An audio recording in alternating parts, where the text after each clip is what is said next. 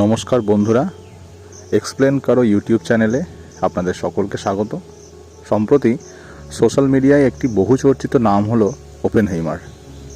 আমরা ছোটোবেলায় আমাদের পড়ার বইয়ে ওপেনহেইমারের নাম শুনলেও তদানীন্তন এই নাম আরও বেশি চর্চায় এসেছে ক্রিস্টোফার নোলানের নতুন সিনেমা ওপেনহেইমারকে নির্ভর করে। তো বন্ধুরা, আজকে আমরা এই ভিডিওতে জেনে নেব ওপেনহেইমার সম্পর্কে কিছু অজানা তথ্য।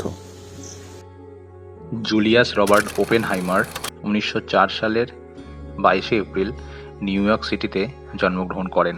তার বাবা জুলিয়াস ওপেনহাইমার ছিলেন একজন জার্মান অভিবাসী, যিনি তার পরিবারের টেক্সটাইল আমদানির ব্যবসায় কাজ করতেন।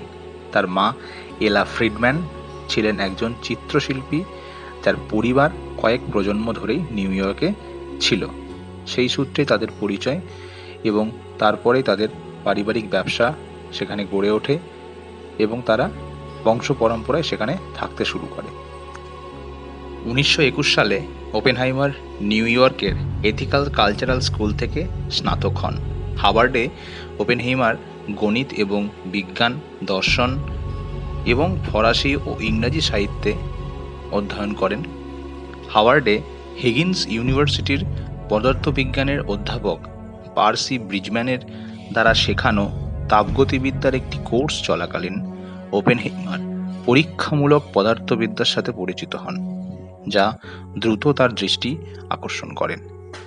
তিনি 1925 সালে সুমা কাম লাউড থেকে স্নাতক হন এবং এরপর জে থমসনের গবেষণা সহকারী হিসাবে কেমব্রিজ বিশ্ববিদ্যালয়ে ক্যাভেন্ডিশ ল্যাবরেটরিতে যোগদান করেন।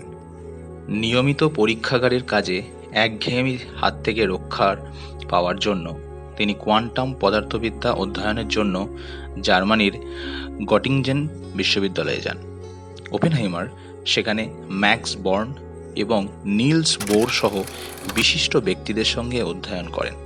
1927 সালে ওপেনহাইমার তার ডক্টরেট লাভ করেন এবং একই বছরে তিনি অণু গঠনের ওপর বর্নের সাথে কাজ করেন, যার ফলে বর্ন ওপেনহেইমার অ্যাপ্রক্সিমেশন থিওরি তৈরি হয়। এর পরবর্তী সময়ে তিনি অন্যান্য আরও অনেক বিষয়ে রিসার্চ করতে থাকেন, কিন্তু দ্বিতীয় বিশ্বযুদ্ধ হঠাৎ শুরু হলে আমেরিকার বিভিন্ন পদার্থবিদদের মতো তার জীবনেও তার রিসার্চের কাজে বাধা এসেছিল।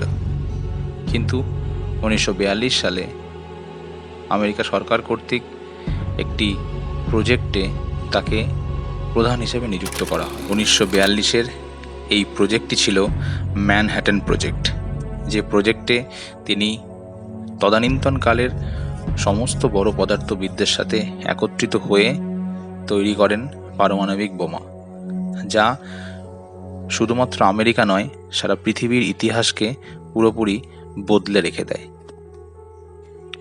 তার আবিষ্কৃত পারমাণবিক বোমার প্রথম ধ্বংসলীলা হয় জাপানের হিরোশিমা এবং নাগাসাকি শহরে।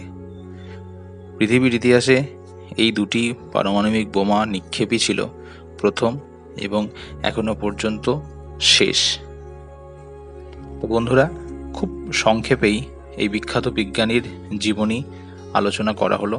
আপনাদের উৎসাহ থাকলে ভবিষ্যতে আরও অন্যান্য অনেক বিষয়ে আলোচনা হবে। আবার দেখা হবে।